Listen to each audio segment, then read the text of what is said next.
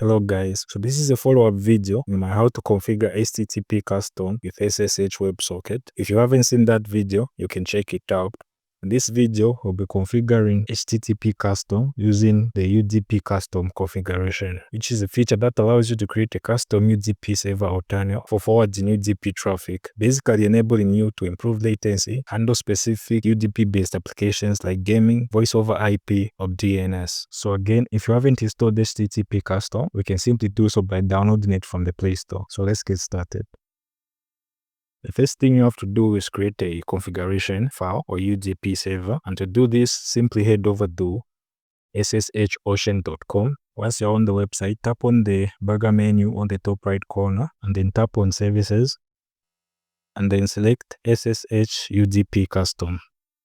After that, simply scroll down and select the server location.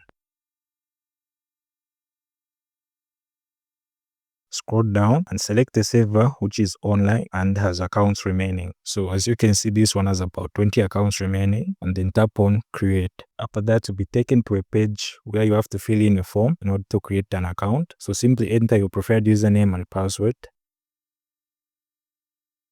Then check the captcha box to confirm that you're not a robot, and then tap on Create Now.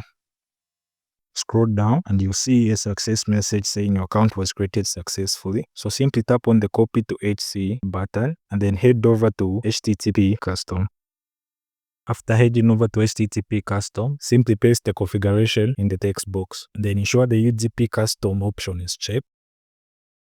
Now, an important thing to note is that UDP mainly supports IP addresses, not a URL like the one we've pasted here for the host. Therefore, we have to convert the host name to an IP address. To do that, simply copy the host name from the configuration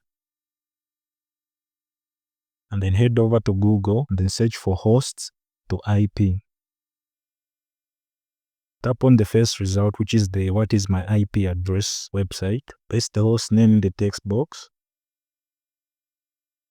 and then tap on the Lookup IP address button. After that, simply copy the IP address which shows up after converting the host name. Head back to HTTP custom and replace the host name in the configuration with the IP address.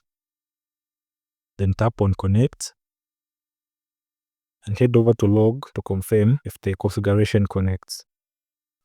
So just to confirm that my location has changed, I created an account with the server in Ireland. As you can see, my location has changed. So that's basically how you configure a UDP custom server in HTTP custom. If you want to know how to save the configuration file, simply watch my first video on configuring HTTP custom using SSH WebSocket. I explain how to do that right towards the end of the video. If you found this video informative and want to learn how to set up other protocols in HTTP custom, don't forget to like and subscribe, and I'll see you in the next one.